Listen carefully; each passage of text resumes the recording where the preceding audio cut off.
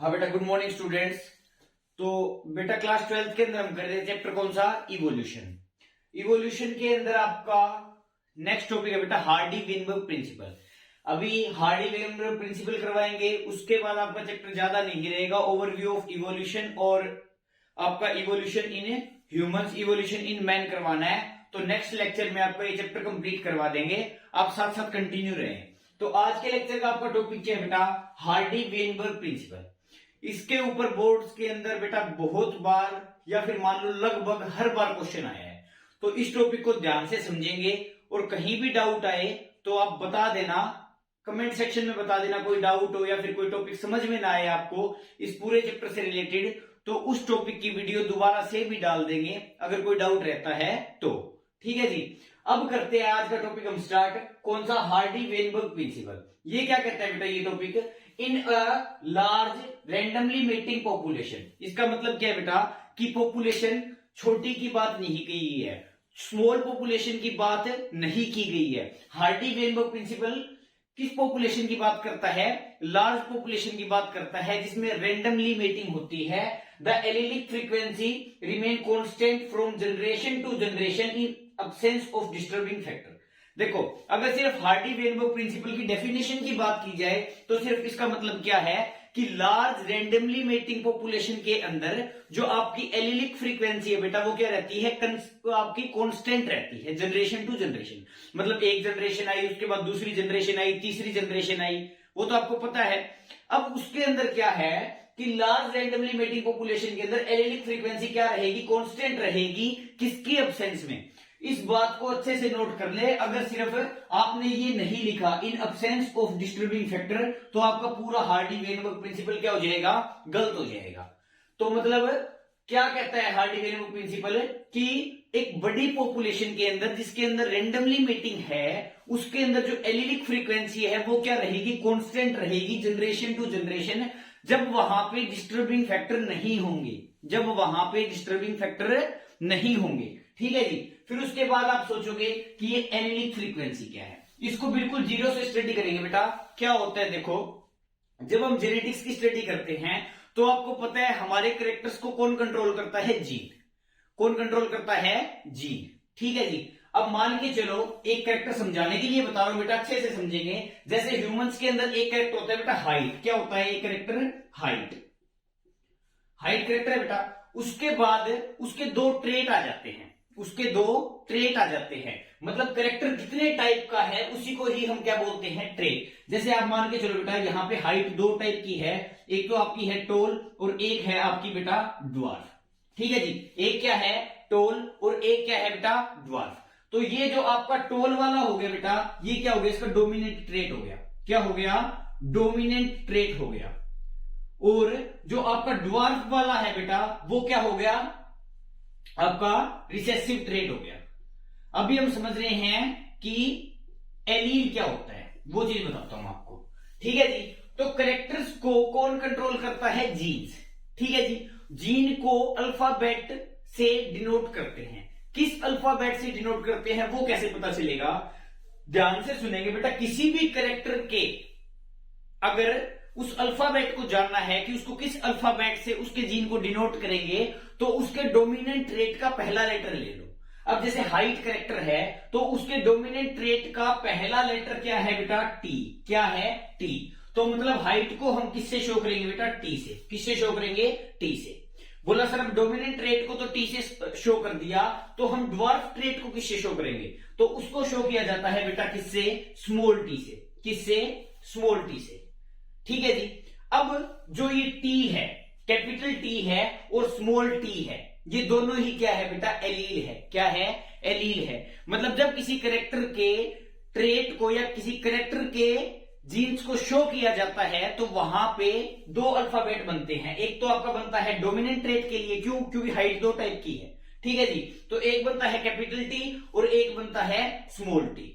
ठीक है, तो कैपिटल टी और स्मॉल टी दोनों के दोनों क्या है, एलील्स है। इन्हीं एलील्स की फ्रीक्वेंसी को कांस्टेंट बताया गया है in absence of disturbing factor. किसके अंदर, हार्डी-वेनबर्ग प्रिंसिपल के अंदर। डेफिनेशन तो समझ में आ गई होगी। अब क्वेश्चन कैसे आता है वो चीज देख लेते हैं। मेन बात यह है कि नीट के अंदर डायरेक्टली हार्डी-वेनबर्ग प्रिंसिपल की आपकी डेफिनेशन तो आएगी नहीं, कैसे आएगा, थोड़ा न्यूमेरिकल टाइप आता है। ठीक है जी, तो ये क्या कहता है, मान के चलो कि P है वो एलिलिक फ्रीक्वेंसी है, कौन से एलील की, T की। ये तो एलील है, कैपिटल T की फ्रीक्वेंसी को हमने क्या बोल दिया बेटा, कैपिटल P बोल दिया जी। फिर बात आती है स्मॉल t की, तो इसी का दूसरा एलील क्या है, कैरेक्टर्स का दूसरा एलील क्या है। देखो जब एलिलिक फ्रीक्वेंसी की बात करेंगे तो दोनों एलील के इक्विलिब्रियम को देखना पड़ेगा। तो जो आपका कैपिटल P है बेटा वो किसकी फ्रीक्वेंसी हो गया, आपकी कैपिटल T की। वैसे ही स्मॉल t की फ्रीक्वेंसी आपकी बेटा क्या हो जाएगी, स्मॉल q। स्मॉल t की फ्रीक्वेंसी क्या हो जाएगी बेटा, आपका स्मॉल q हो गया जी। अब आपका हार्डी-वेनबर्ग प्रिंसिपल क्या कहता है कि दो एलील की फ्रीक्वेंसी का सम क्या होता है, 1। कैपिटल T की फ्रीक्वेंसी और स्मॉल t ये दो एलील होगी, तो दो एलील की फ्रीक्वेंसी का जो जोड़ आएगा वो कितना आएगा, 1। ये कहता है बेटा आपका हार्डी-वेनबर्ग प्रिंसिपल। अब क्वेश्चन कैसे आता है, नीट के अंदर 2021 के अंदर या 2020 के अंदर एक क्वेश्चन आया था कि वहां पे कैपिटल T की फ्रीक्वेंसी दी हुई थी। मान लो बेटा आपको कैपिटल T की फ्रीक्वेंसी दे दी, बेटा कितनी, 0.6, कितनी दे दी, 0.6। और आपसे पूछ ले कि इसके दूसरे एलील की फ्रीक्वेंसी क्या होगी, तो आप क्या बोलोगे, देखो P आपको दे दिया, मतलब P plus Q is equal to 1। बेटा P कितना दे दिया, 0.6 plus Q is equal to 1, तो Q क्या आ जाएगा बेटा, 1 माइनस 0.6 और आंसर आ जाएगा आपका क्या बेटा, 0.4। क्या आ जाएगा, 0.4। तो वहां पे ऑप्शन थे 0.2, 0.6, 0.4, 0.8। अगर कोई भी ऑप्शन लगा लो तो आपको कौन सा टिक करना है बेटा, 0.4 कैलकुलेट करके। अगर वो 0.8 दिया हो तो दूसरे एलील की फ्रीक्वेंसी कितनी आ जाएगी, 0.2। अगर मान लो एक की फ्रीक्वेंसी दी हुई है बेटा 0.2, तो दूसरे की फ्रीक्वेंसी कितनी आ जाएगी बेटा, 0.8। ठीक है जी, एक तो क्वेश्चन आता है इस टाइप से। दूसरा क्वेश्चन आपका बेटा किस टाइप से आता है कि परसेंटेज में बता देता है। किसमें बता देता है, परसेंटेज में बता देता है। तो एक बार के लिए मैं ये रब कर देता हूं, ये आपको समझ में आ गया होगा, जो भी समझाया है वो रब कर देता हूं। फिर उसके बाद आता है क्वेश्चन बेटा दूसरे टाइप से कैसे आता है कि देखो दो कंडीशन होती है बेटा आपकी जीन्स की, एलील हमेशा पेयर में मिलते हैं, ध्यान से सुन लेंगे, एलील हमेशा पेयर में मिलते हैं। अब जैसे बेटा आपका कैपिटल T एक एलील है, मैंने कहा क्या कि एलील हमेशा पेयर में मिलते हैं, तो वो पेयर कैसे बना सकता है, कैपिटल T के साथ कैपिटल T बना सकता है, कैपिटल T के साथ स्मॉल t बना सकता है, और एक और पेयर बन सकता है आपका बेटा स्मॉल t। देखो स्मॉल t कैपिटल T बोलोगे तो कैपिटल T स्मॉल t एक ही बात है। तो आपकी जो बेटा आपके जो पेयर है वो तीन टाइप के बन जाएंगे, कैपिटल T, स्मॉल t और स्मॉल t बन गए जी। तो ये क्या कहता है, यहां पे दो टाइप की कंडीशन होती है बेटा, एक तो होती है होमोजाइगस, एक होती है हेटेरोजाइगस। क्या होती है बेटा, एक तो होती है आपकी होमोजाइगस और एक कंडीशन होती है बेटा जी आपकी कौन सी, हेटेरोजाइगस। ध्यान से समझेंगे इस बात को, इन्हीं न्यूमेरिकल्स के बेसिस पे क्वेश्चन आता है, होमोजाइगस और हेटेरोजाइगस। होमोजाइगस जैसे बेटा आपने केमिस्ट्री के अंदर पढ़ा होगा होमोजीनियस मिक्सचर, और एक होते हैं बेटा हेटेरोजीनियस मिक्सचर। होमोजीनियस मिक्सचर कौन से होते हैं, होमोजीनियस सॉल्यूशन कौन से होते हैं, जिनकी कंपोजिशन क्या होती है, यूनिफॉर्म होती है। और हेटेरोजीनियस सॉल्यूशन कौन से होते हैं, जिनकी कंपोजिशन यूनिफॉर्म नहीं होती है। यूनिफॉर्म का मतलब एक जैसा। तो देखो इसके अंदर होमोजाइगस कौन कौन से हो गए बेटा, जिसके अंदर एक जैसे एलील हो। कैसे एलील हो, एक जैसे। अब जैसे कैपिटल T है बेटा, इसके अंदर एक जैसे एलील है ना, कैपिटल T दोनों एक जैसे हैं, तो ये क्या हो गया बेटा आपका होमोजाइगस। क्या हो गया, होमोजाइगस। ठीक है जी, बाद में आ जाओ स्मॉल t दोनों एक जैसे हैं बेटा, तो ये क्या आ गया, होमोजाइगस। क्या आ गया, होमोजाइगस। ठीक है, उसके बाद आ जाओ कैपिटल T स्मॉल t, ये दोनों एक जैसे नहीं है बेटा, तो इस कंडीशन को हम क्या बोलते हैं, हेटेरोजाइगस। क्या बोलते हैं, हेटेरोजाइगस। इतनी बात समझ में आ गई। इसके बाद आ जाओ अब क्वेश्चन कैसे आता है। एक इक्वेशन तो होगी बेटा आपकी P plus Q is equal to 1। अब दूसरी इक्वेशन में क्वेश्चन की हेल्प से ही समझा देता हूं ताकि आपको बिल्कुल क्रिस्टल क्लियर हो जाए। कैसे, उसने बोल दिया कि डोमिनेंट होमोजाइगस। देखो कैपिटल T क्या था, डोमिनेंट था, स्मॉल t क्या था, रिसेसिव था। तो ये क्या होगा बेटा, होमोजाइगस डोमिनेंट, ये क्या होगा बेटा, होमोजाइगस रिसेसिव। आगे बात समझ में। इसने बोला कि होमोजाइगस डोमिनेंट की फ्रीक्वेंसी, होमोजाइगस डोमिनेंट की फ्रीक्वेंसी 0.6 है। क्या बोला बेटा, मैं यहां पे लिख देता हूं कि होमोजाइगस डोमिनेंट की जो फ्रीक्वेंसी है वो क्या है बेटा, 0.6 है। आगे बात समझ में। तो इसके आपने अगर परसेंटेज में ऑप्शन दिए हुए हैं, अगर आपके वहां पे परसेंटेज के ऑप्शन दिए हुए हैं कि मान लो ऑप्शन के अंदर आपको दिया हुआ 27%, 28%, 37%, 46%, वटएवर, कोई भी परसेंटेज दी हुई है तो कैसे निकालोगे। अगर यहां पे दे दिया होमोजाइगस डोमिनेंट की फ्रीक्वेंसी कितनी है, 0.6, तो वहां पे आपको परसेंटेज कैसे निकालनी है, ध्यान से सुन लेना बेटा, उसका स्क्वायर कर देंगे। जैसे यहां पे स्क्वायर कर रखा है p का स्क्वायर, तो यहां पे 0.6 का स्क्वायर कितना हो जाएगा बेटा, 0.36, 0.36 आ गया। और परसेंटेज निकालने के लिए कितने से मल्टीप्लाई करते हैं बेटा अपन, 100 से। किससे मल्टीप्लाई करते हैं, 100 से। तो यहां पे इसका स्क्वायर करेंगे, p का स्क्वायर करेंगे बेटा, और क्या करेंगे, 0.6 का स्क्वायर क्या आ जाएगा, 0.36। और अगर अपने को परसेंटेज में निकालना है बेटा तो क्या कर देंगे, 0.36 को मल्टीप्लाई कर देंगे 100 से, और आंसर क्या आ जाएगा, 36%। क्या आ जाएगा बेटा, 36%। इतनी बात क्लियर है। तो आपका जो कैपिटल P स्क्वायर है वो आपकी परसेंट आ जाएगी किस चीज की, होमोजाइगस डोमिनेंट की फ्रीक्वेंसी। अब ऑब्वियसली बात है Q स्क्वायर तो आप अपने आप बता दोगे। Q किसको डिनोट करते थे, एलिनिक फ्रीक्वेंसी ऑफ रिसेसिव एलील, मानते हो बात। तो Q स्क्वायर क्या हो जाएगा बेटा, आपकी यहां पे लिख दोगे आप, होमोजाइगस डोमिनेंट फ्रीक्वेंसी है वो क्या हो गई आपकी P स्क्वायर।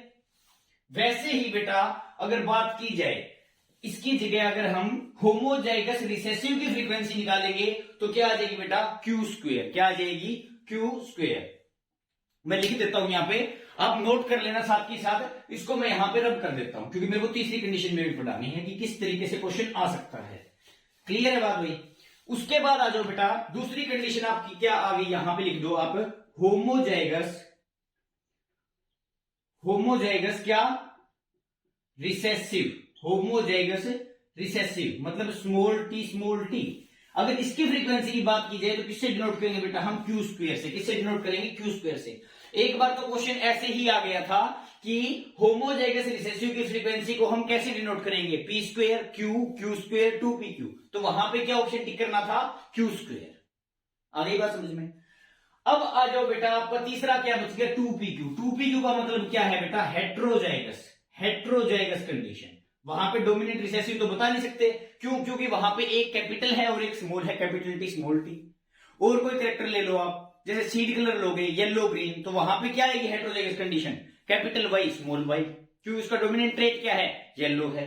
तो हेट्रोजाइगस कंडीशन की जो फ्रीक्वेंसी की बात की जाए, अगर हेट्रोजाइगस कंडीशन की अगर बेटा आपने फ्रीक्वेंसी निकालनी है परसेंटेज में, तो उसको हम क्या करेंगे, क्या बोलेंगे, 2PQ और 100 से मल्टीप्लाई कर देंगे। अब नॉर्मल सी बात है बेटा, पहले हम इसमें पॉइंट्स में आंसर निकाल रहे थे तो हमने सिंपल बोल दिया क्या, P प्लस क्या इज इक्वल टू 1। वैसे ही हम इसके भी बैलेंस को क्या बोल देंगे बेटा, P square plus Q square plus 2PQ is equal to 1।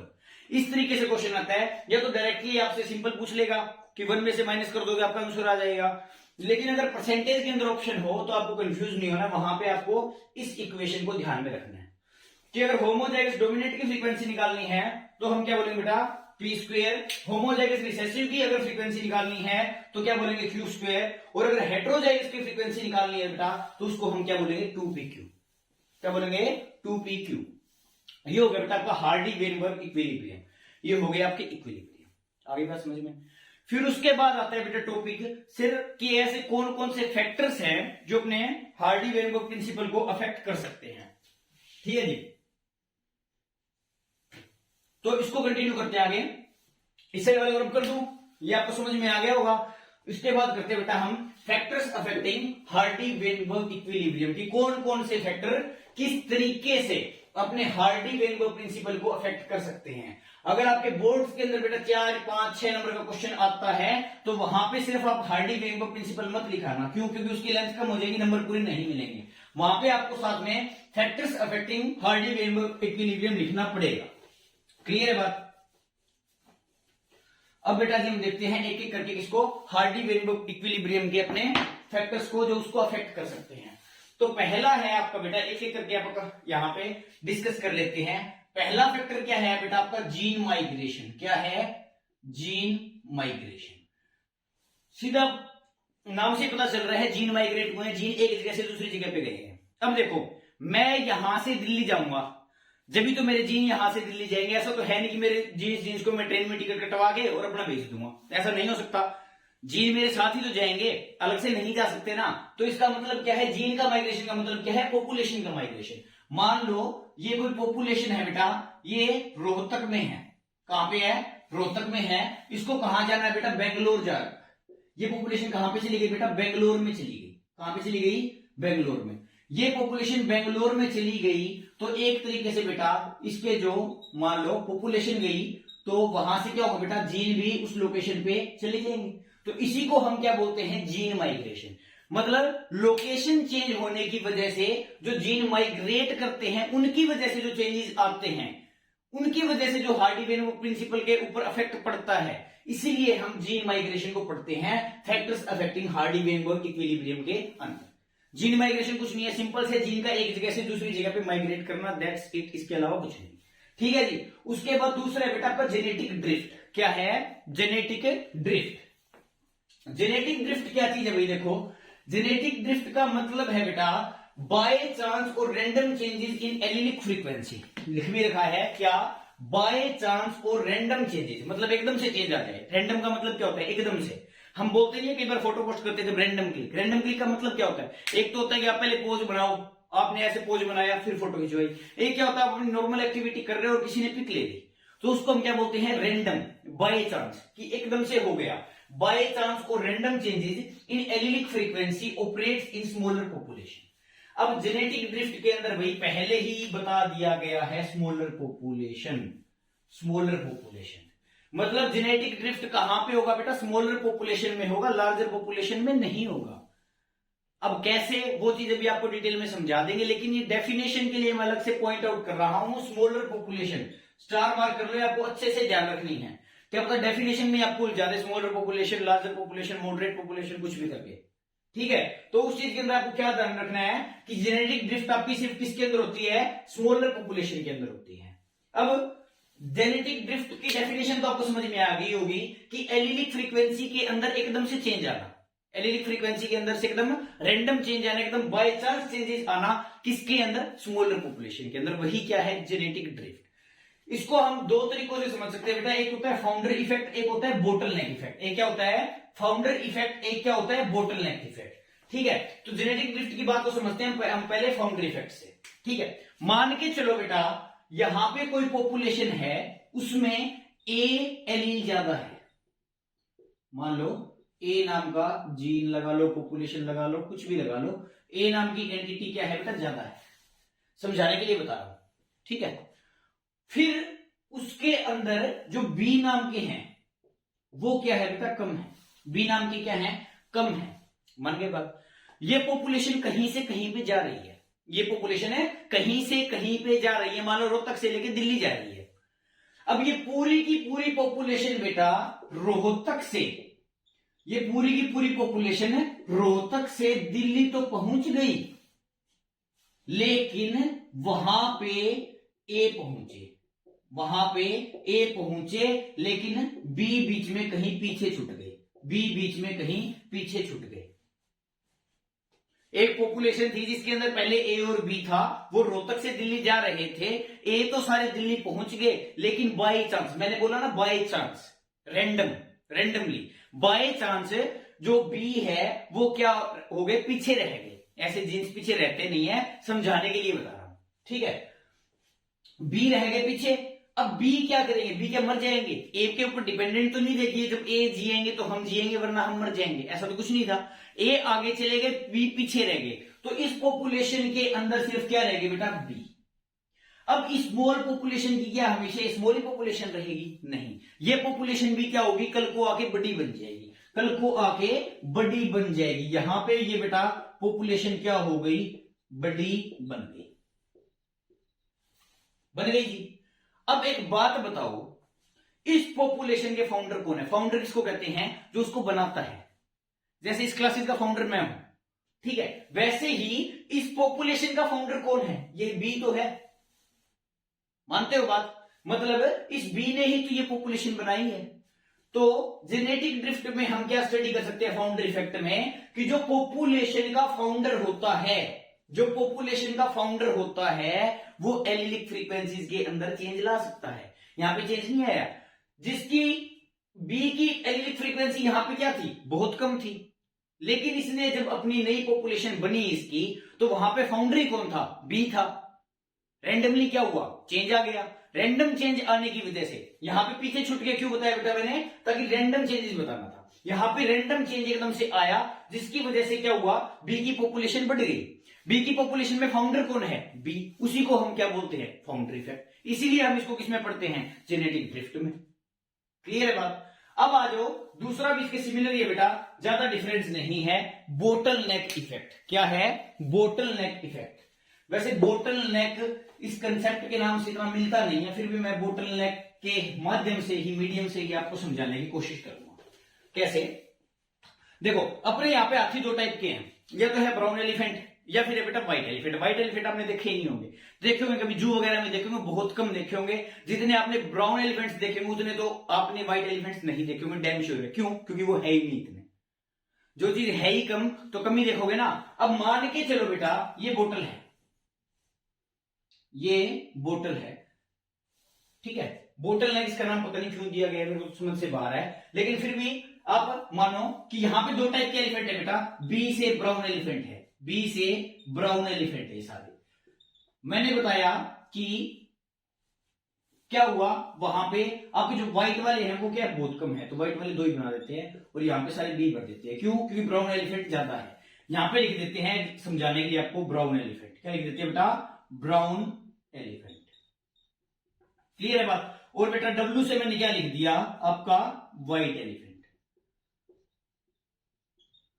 एक बार वीडियो देख लेते हैं बेटा, चल रही है नहीं चल रही? कि वीडियो बंद ना हो गई हो।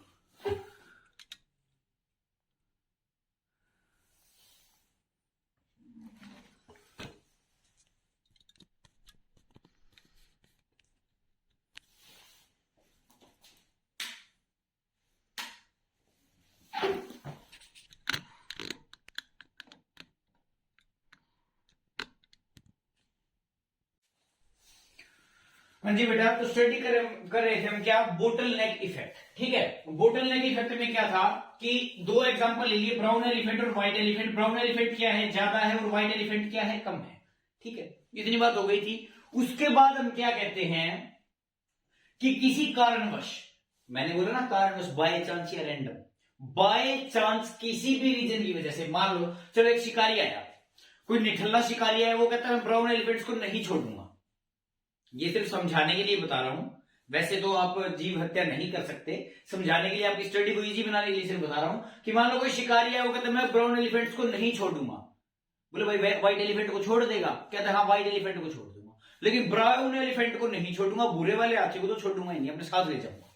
अब मान लो बेटा किसी कारणवश ये ब्राउन वाले एलिफेंट यहां से चले गए, तो बचे क्या? सिर्फ व्हाइट वाले एलिफेंट।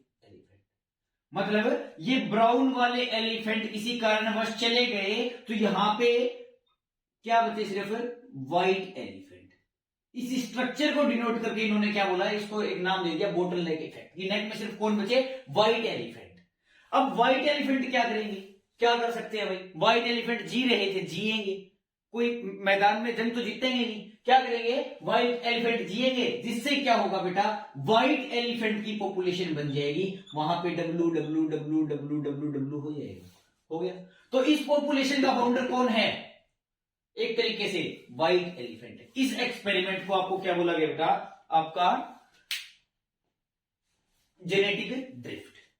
ठीक है, फैक्टर्स ऑफ एक्टिंग में अकेले एक फैक्टर के ऊपर, जेनेटिक ड्रिफ्ट के ऊपर बड़ा क्वेश्चन नहीं आएगा। मेनली आपको जो मैंने न्यूमेरिकल बताई नीट के हिसाब से, बोर्ड के हिसाब से, आप उस पर बिल्कुल फोकस रखना, इनको जस्ट समझ लो और याद रख लो, नोट्स बना लो बस। ठीक है, लेकिन नीट वगैरह में क्वेश्चन आपके मेनली कहां से आते हैं? हार्डी-वेनवर्थ प्रिंसिपल के न्यूमेरिकल से ही आते हैं। ठीक है जी। फिर उसके बाद करते हैं बेटा म्यूटेशन। देखो नॉर्मल सी बात है, इसको तो बोलने की जरूरत ही नहीं है। म्यूटेशन क्या होता है बेटा, जब जेनेटिक मटेरियल के अंदर चेंज आएगा तो नॉर्मल सी बात है हार्डी-वेनबर्ग प्रिंसिपल क्या करेगा, जब जेनेटिक प्रिंसिपल जेनेटिक मटेरियल के अंदर ही चेंज आ गया तो उसके एलील्स और जीन्स में क्या फर्क पड़ेगा क्या नहीं पड़ेगा, आप सोच ही सकते हो। म्यूटेशन अगर आएगा तो नॉर्मल सी बात है कि वो हार्डी-वेनबर्ग प्रिंसिपल को अफेक्ट करेगा ही करेगा। क्यों? क्योंकि सारा खेल किसका है, जेनेटिक मटेरियल का। अगर उसी में कोई चेंज आ गया तो कहानी तो मतलब अफेक्ट तो होगा ही होगा। अब आ जाता है बेटा जेनेटिक रिकॉम्बिनेशन। क्या आ जाता है, जेनेटिक रिकॉम्बिनेशन। तो यहां पे लिखते हैं हम बेटा क्या, जेनेटिक रिकॉम्बिनेशन। देखो जी जेनेटिक रिकॉम्बिनेशन क्या होता है, मतलब जो आपका जेनेटिक मटेरियल होता है उसको रिकंबाइन करना। इसको एक इजी मेथड से बता देता हूं। देखो मेल से क्या बनता है, मेल गैमेट। क्या बनता है बेटा, मेल गैमेट। फीमेल से क्या बनता है, फीमेल गैमेट। क्या बनता है, फीमेल गैमेट। अब फीमेल के अंदर अपने मदर के अंदर मान लो जो जेनेटिक मटेरियल थे उसका उसका था, फादर के अंदर जो जेनेटिक मटेरियल था उनका अपना था, मानते हो। अब फादर की फैमिली के अंदर जेनेटिक मटेरियल चल रहा था, चलो मेल का मेल गैमेट में आ गया जेनेटिक मटेरियल, फीमेल का फीमेल गैमेट में आ गया जेनेटिक मटेरियल। लेकिन जो नया बच्चा बनेगा वो कैसे बनेगा, मेल गैमेट और फीमेल गैमेट मिलेंगे और आगे क्या बन जाएगा, जाइगोट। क्या बन जाएगा बेटा, जाइगोट। तो जाइगोट के अंदर जो जेनेटिक मटेरियल हुआ है वो क्या हुआ, रिकंबाइन हुआ है, दोबारा से मिला है, फादर से भी आया है और मदर से भी आया है, तो वो क्या हो गया, रिकॉम्बिनेशन। अब नॉर्मल सी बात है बेटा, अब ना तो बच्चे में अकेले कैरेक्टर पापा के आ सकते हैं, ना बच्चे में कैरेक्टर अकेले मम्मी के आ सकते हैं।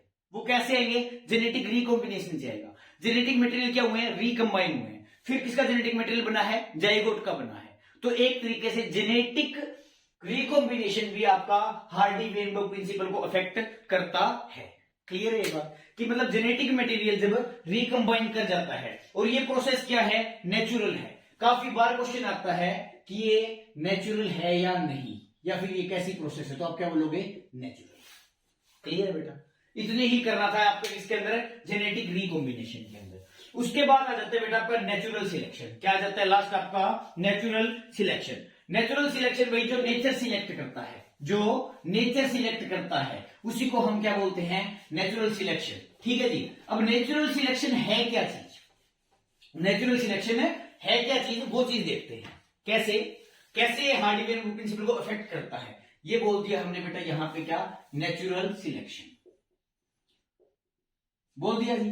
नेचुरल सिलेक्शन क्या है, जो नेचर के अंदर सरवाइव करेगा, जो नेचर के अंदर सरवाइव करेगा वही क्या है बेटा, आपका फिट है। क्या है, वही आपका फिट है। कैसे, देखो नेचर सिलेक्ट कैसे करता है, मान लो नेचुरल सिलेक्शन चल रहा है, वहां पे 3 टाइप के ग्राफ बनते हैं। पहले मैं ग्राफ बना देता हूं बेटा, ताकि आपको ये चीज अच्छे से एग्जाम्पल के मीडियम से मैं आपको समझा दूं। मान लो एक ग्राफ तो बनता है बेटा, ये एक ग्राफ बनता है बेटा आपका इधर जाके इधर, ठीक है जी। और आपका एक लास्ट ग्राफ बनता है बेटा जिसके अंदर ऐसे 2 कर्व बन जाते हैं। ठीक है, अब मैं आपको एक एग्जांपल की हेल्प से समझाता हूं। देखो जैसे अपन ने गाय लेनी है, क्या लेनी है बेटा, अपन ने गाय लेनी है। उस गाय में क्या है कि कोई गाय ज्यादा दूध देती है, कोई गाय कम दूध देती है, कोई गाय बीच बीच का दूध देती है, इस टाइप से। तो अमाउंट ऑफ दूध के हिसाब से आप लगा लो बेटा, यहां पे क्या आ गई, कम दूध वाली गाय आ गई, कम दूध वाली गाय आ गई। यहां पे कौन सी आ जाएगी बेटा, ज्यादा दूध वाली। मतलब ये जो आपका एक्स एक्सिस है ये क्या हो गया, अमाउंट ऑफ दूध, अमाउंट ऑफ मिल्क। अगली बात समझ में, तो यहां पे आ गई बेटा आपका ज्यादा दूध वाली गाय। अब मैं बोलूंगा कि आपको गाय लेनी है, आप कौन से ग्राफ के हिसाब से लेंगे। इस ग्राफ में क्या है, कम दूध वाली गाय, ज्यादा दूध वाली गाय। आगे बात समझ में, मतलब एक बीच में एक पीक बनेगी जहां पे मतलब मैक्सिमम जो चॉइस आ रही है वो किसकी आ रही है बेटा, मीडियम दूध वाली गाय की। इसके अंदर आ जाओ, ये है ज्यादा दूध वाली, ये है बीच की, बीच बीच के दूध वाली, और ये वाली बेटा जो गायें सबसे ज्यादा दूध देती है वो वाली। यहां पे क्या आ गया बेटा, 2 पीक बनी कि एक तो क्या कहती है, कम दूध वाली भी गाय ज्यादा बिकी है, और दूसरी पीक क्या कहती है, ज्यादा दूध वाली गाय भी ज्यादा बिकी है। एक एग्जांपल के लिए बता रहा हूं, क्योंकि देखो गाय को सिलेक्ट करना दूध के हिसाब से ये कोई नेचुरल सिलेक्शन या नेचर सिलेक्ट नहीं करता है, लेकिन ये आर्टिफिशियल सिलेक्शन है। लेकिन मैं आपको समझाने के लिए, इन ग्राफ्स को समझाने के लिए आपको एक सिर्फ ये तरीका बता रहा हूं। अब मैंने आपको बोला बेटा कि आपको गायें लेनी है, आप कौन से ग्राफ के हिसाब से लोगे? तो अब नॉर्मल सी बात है, जो ये बीच वाला ग्राफ है बेटा, इसके हिसाब से लोगे या अलग के हिसाब से लोगे? कोई ऐसा होता है क्या कि मेरे को कम दूध वाली गाय चाहिए, या फिर भाई मेरे को बस ऐसी गाय चाहिए जिसका बस ठीक ठाक दूध हो, मेरे को ज्यादा दूध वाली नहीं चाहिए? ऐसा नहीं हो सकता। तो इस तरीके से बेटा आपके नेचुरल सिलेक्शन के अंदर 3 टाइप के ग्राफ बनते हैं बेटा। एक तो क्या बनता है बेटा आपका, जिसके अंदर बिल्कुल मॉडरेट पे पीक बनती है, जो मॉडरेट का करेक्टर होता है। एक बार आप दूध वाली गाय को भूल जाओ, वरना आपको सर ये ग्राफ किस काम का, हमको तो चाहिए बस ये वाला। आप तो अपने हिसाब से देखोगे ना। तो 3 टाइप के ग्राफ बनते हैं, आपके बुक के अंदर भी दिए हुए, एनसीईआरटी के अंदर अच्छे से रीड आउट कर लेना हार्डी-वेनबर्ग प्रिंसिपल को। कोई भी डाउट हो तो मेरे को बता देना। इसके अंदर क्या है बेटा, एक ग्राफ के अंदर बिल्कुल मीडियन पे एक पीक बनेगी, एक पे क्या बनेगी बेटा, बिल्कुल जहां पे हाई रेट होगा वहां पे पीक बनेगी, और एक तीसरा होता है बेटा जो बीच बीच का होता है, कि एक इसके अंदर जब भी 2 पीक बन जाती है, एक तो बन जाती है कम वाली साइड बेटा, एक बन जाती है आपकी ज्यादा वाली साइड। ठीक है, इस एग्जांपल से आप इसको याद रखेंगे, पेपर के अंदर ये एग्जांपल मत लिख देना वरना सब बड़ा हो जाएगा। तो ये हो गया बेटा आज आपका कंप्लीट क्या, हार्डी-वेनबर्ग प्रिंसिपल। इसके बाद हम एक लेक्चर और लेंगे इवोल्यूशन का, उसके अंदर आपका ये चैप्टर कंप्लीट हो जाएगा। अगर आप बोलोगे कि 1 शॉर्ट वीडियो बनाओ इवोल्यूशन पे, तो वो भी बना देंगे आपकी रिवीजन के लिए। बाकी प्रॉपर अगर आपको कंटेंट स्टडी करना है तो आप ये पूरी सीरीज देख लेना। ठीक है बेटा जी, थैंक यू। बाकी करते हैं आप कल के लेक्चर में।